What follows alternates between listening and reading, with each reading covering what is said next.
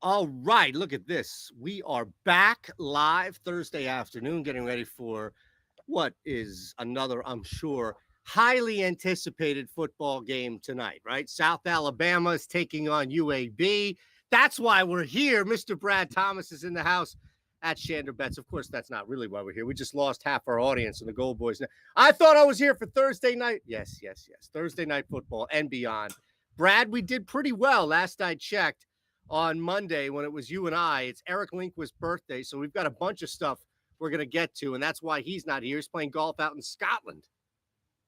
That's lit, right? Like, I wish I could be out in Scotland, taking days off, vibing, but happy birthday to Mr. Eric. I don't even remember what happened last time we were on the show. But all I know is I had a ton of fun. I Look at know this. Look at this. Devontae, cash on both ends, right? Kirk Cousins, cashed on the under. My no sweat, I got back because Jahan Dotson didn't even dress, I don't think. And then you'll have to figure us out as far as like what happened with the soccer went 2-1. Went 2-1? But I put 2 units on Coop Miners, so there you go. Like a push. We got anything you didn't hit. So there was one technical loss, which was one of the soccer players from Brad, and then the no sweat loss, which you got back, and hopefully you didn't burn that one there. Other than that, that's all winners right there. Not bad, man. Not bad at all. Not bad at all. So you went 3-1 because you slid the fourth one in there, and I went 2-0-1, if you will. It was a good day. Now, day. if I lose that no sweat, I'll come back and let you know and say I lost a no sweat, so we got to count that as a loss. Wait, man, I was during that game, I was like, man, I wish someone could just fill me in on who's gonna be getting these targets. I feel like man, I can't remember his name now, but I feel like he got 10 million targets. 18 was his number. Britton Covey? Yeah, Britton Covey, yeah. Yeah.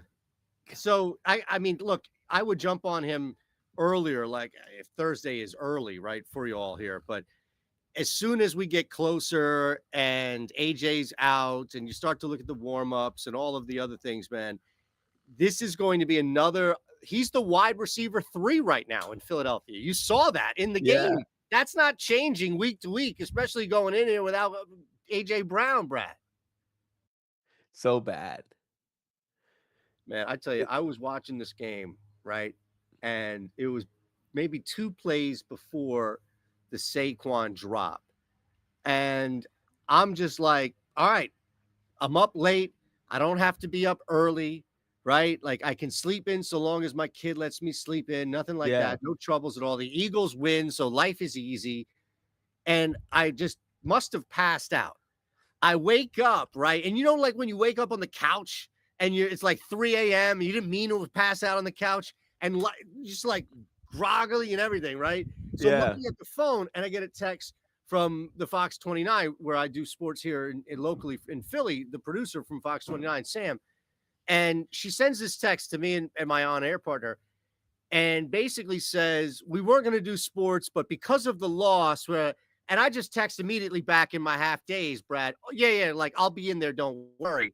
And then I kind of was going back to sleep and I was like, wait, after the loss, what are you talking about? And then I was like 4:30 in the morning sitting there with my laptop open and the TV watching this bullshit unfold.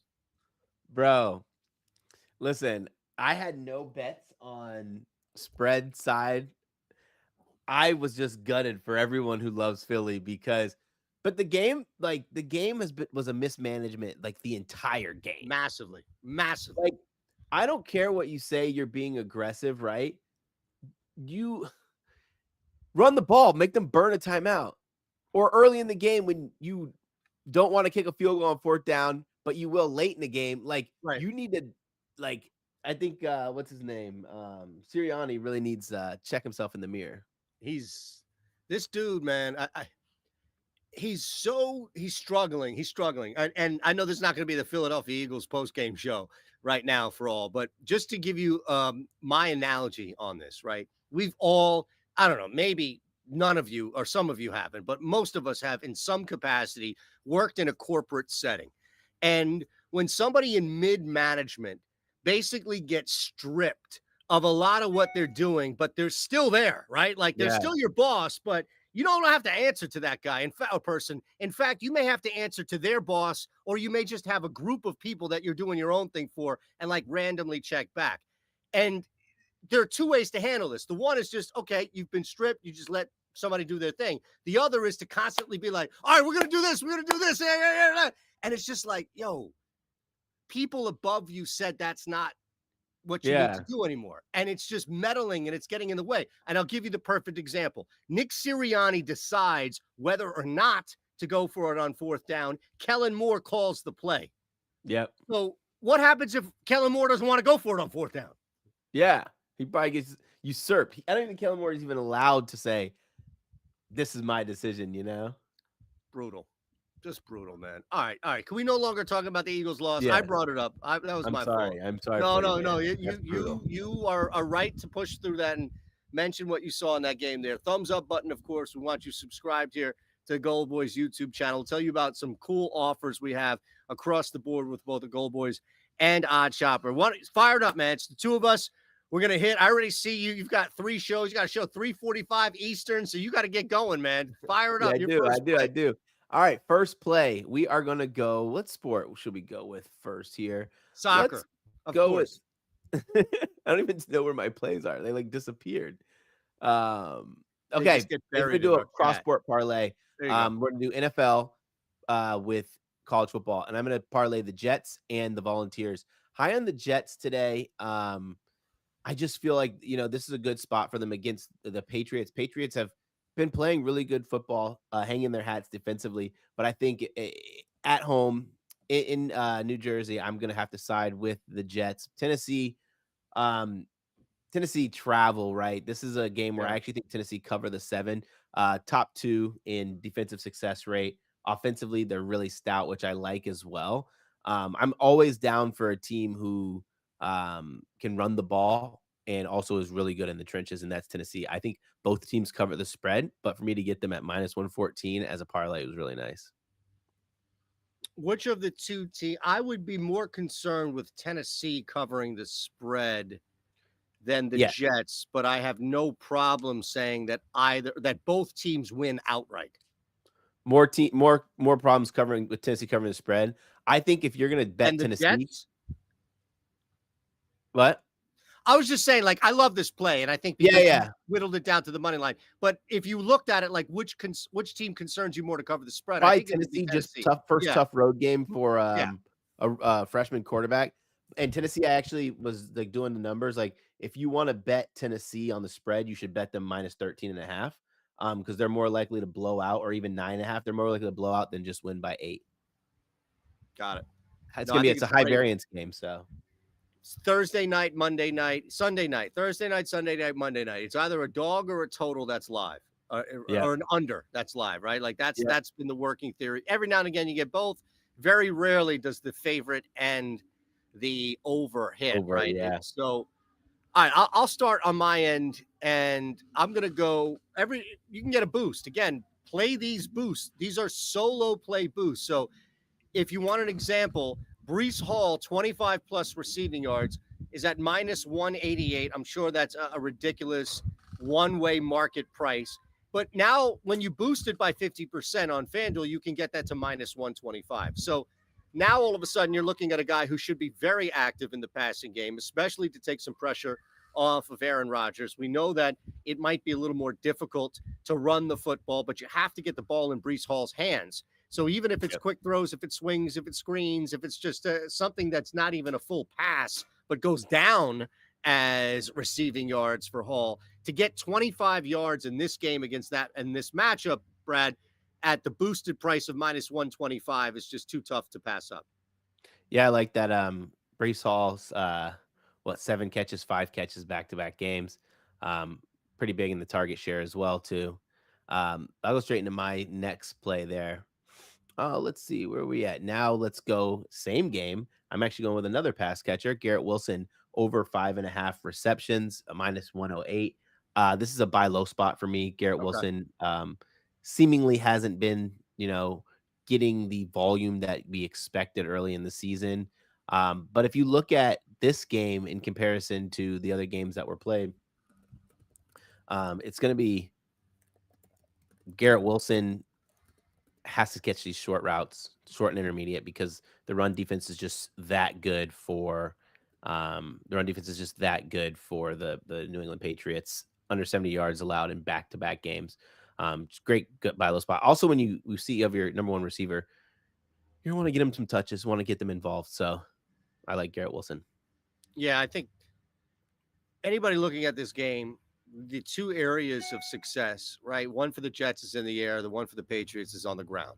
And that's just what we've seen from these two games so far. Aaron Rodgers at home, I'll feed into where I'm going in a second, but I think Garrett Wilson, it's similar to Devontae, right? Where you're just going to have this target share Yep. and knowing that it could be a tight game or just could be a low scoring game in which New York has control. But either way, the Jets aren't moving away from getting Garrett Wilson looks. So I like Yep. that a lot in this matchup too. And this kind of speaks to where I'm going to go. So I'll hit you with a massive one. I want to tell you what's going on here at BetMGM and GoldBoys if we can. Straight's in the house producing. Pardon me for not mentioning that right away. But I'll just show you this real quick, what we're doing here with BetMGM and GoldBoys. And then when I come back, I got a little crazy. Now, it's a no sweat token, so I get it back here, right? I got a little crazy, but this is from BetMGM and GoldBoys.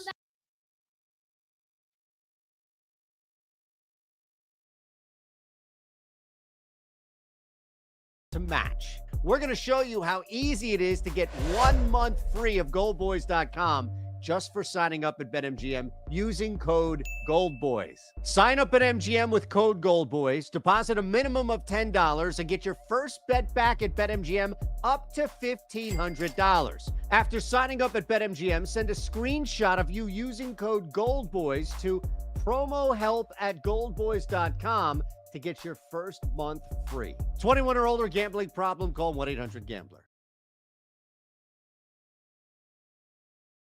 All right, so mentioned that I want to stretch this thing a little bit. And my working theory is just that, as I mentioned, Brad, it's a primetime game.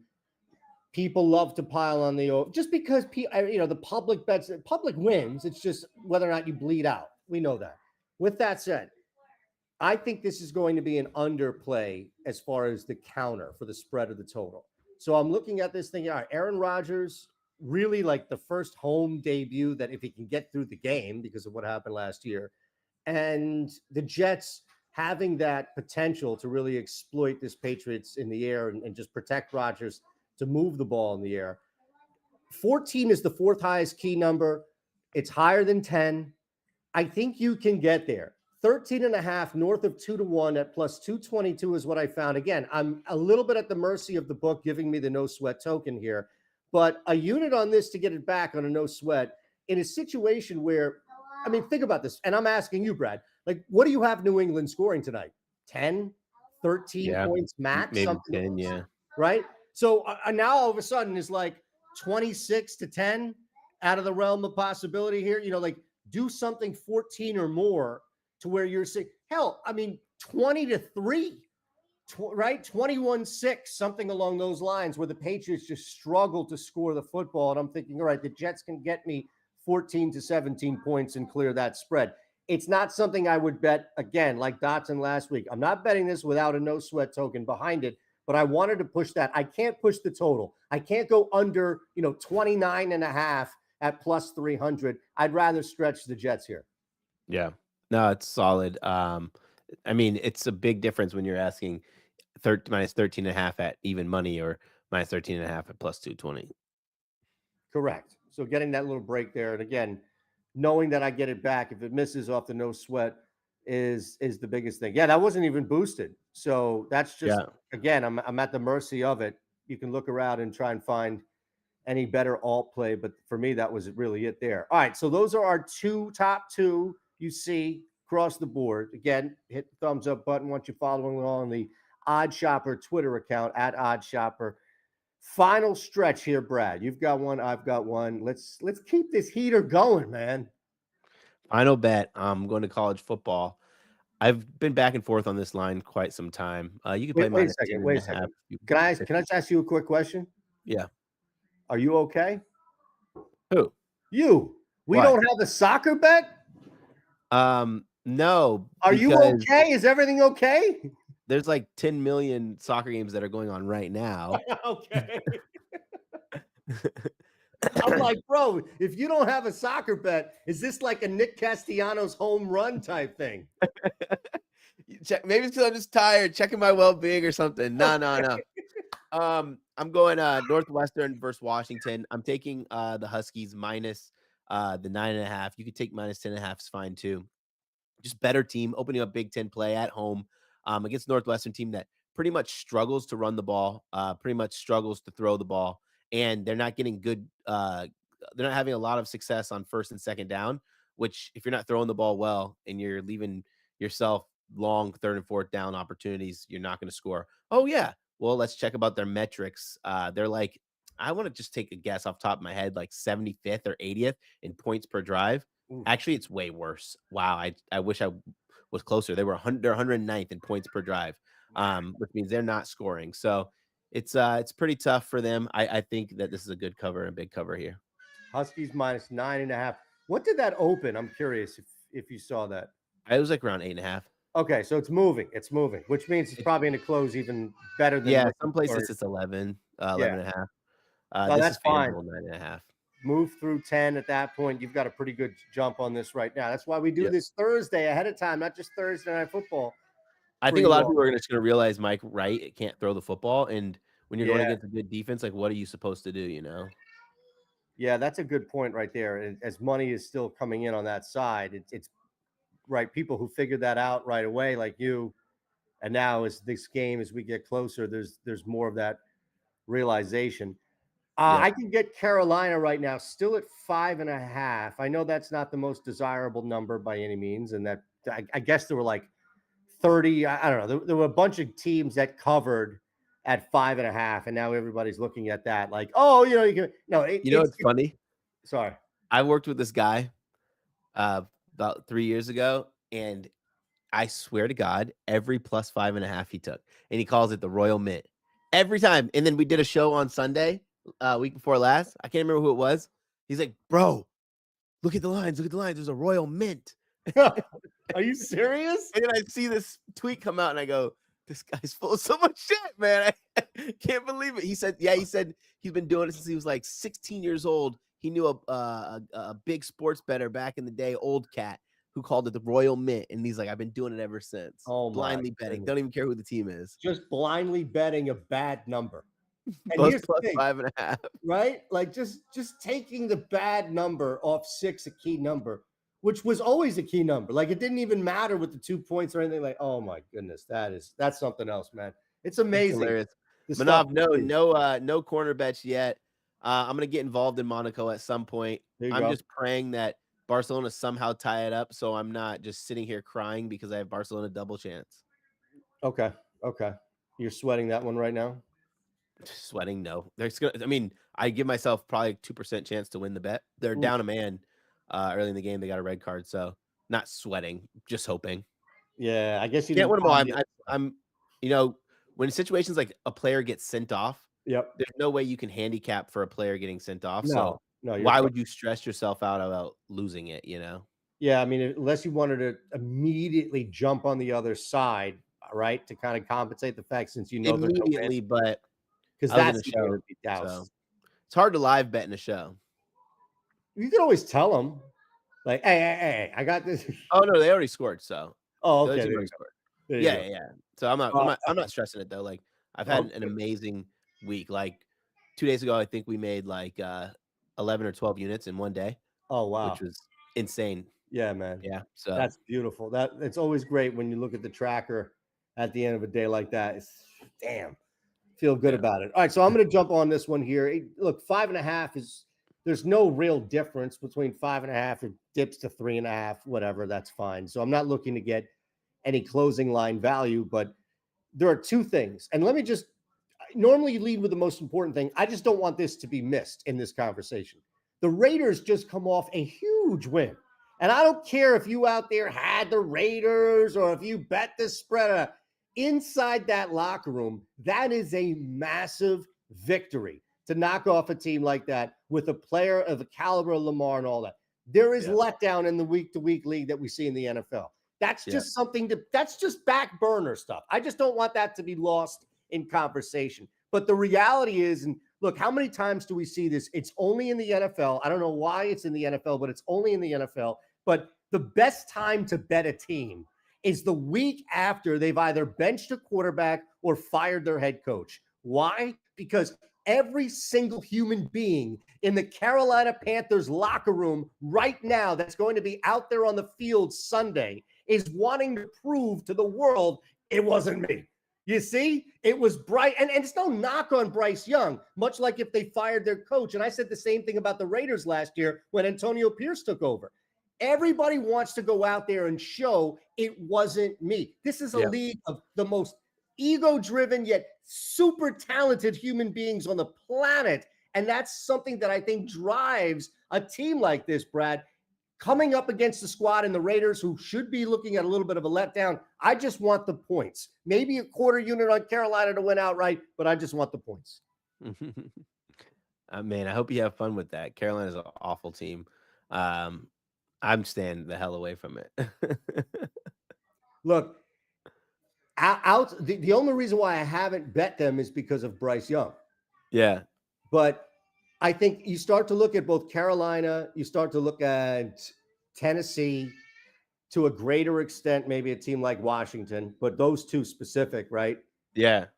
You remove shitty quarterback play and you should be getting better. Like you already got better performances from the Titans 2 straight weeks outside of Will Levis just imploding.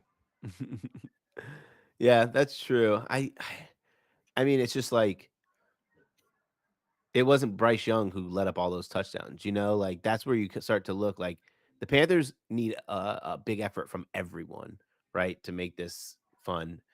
But I also thought the number was too big. Like I probably would have bet Carolina even with Bryce Young in. But then it moved from 7.5. Like then I'm like, well, now I have no real interest. Well, that's the reason is because you've got now Andy Dalton. He's one of the best backup quarterback against the spread. Clearly, teams know with him. Look, you could still go back to the coach. Let's just put it this way. Who in their right mind would have laid 7.5 with the Raiders? Like we're talking about the Raiders here. Right. Like that's where I was like, well, I probably would have bet it either way. Yeah, and that's where I think you're right, where you could blindly take Carolina at plus 7.5 with Bryce Young and be in good shape. So I'm there. Normally, if nothing changed, like an injury or money moved this thing, what have you, there's no reason to take Carolina at minus 5.5. But I still think there's some edge with both the switch at quarterback and the letdown factor that you've already seen this market steam the other way. And I'm not going to lose anything at 5.5. All right, so there's the card right there. Beautiful looking card. Jets Vols, moneyline parlay. Breece Hall, 25 plus receiving yards boosted. Wilson, Garrett, over 5.5 grabs. New York Jets on an alt 13.5 point line. Huskies, minus 9.5. Washington, Huskies. Nobody's betting UConn. Nobody out there is betting UConn football, I hope, right? Carolina plus 5.5. That's pro game right there. All right. You're going to laugh. You're going to laugh. My team just scored a goal. See? Wow. What is it? Tied 1-1. 1-1. I could hedge out too, and I could hedge out and be totally happily fine, but that was just really exciting.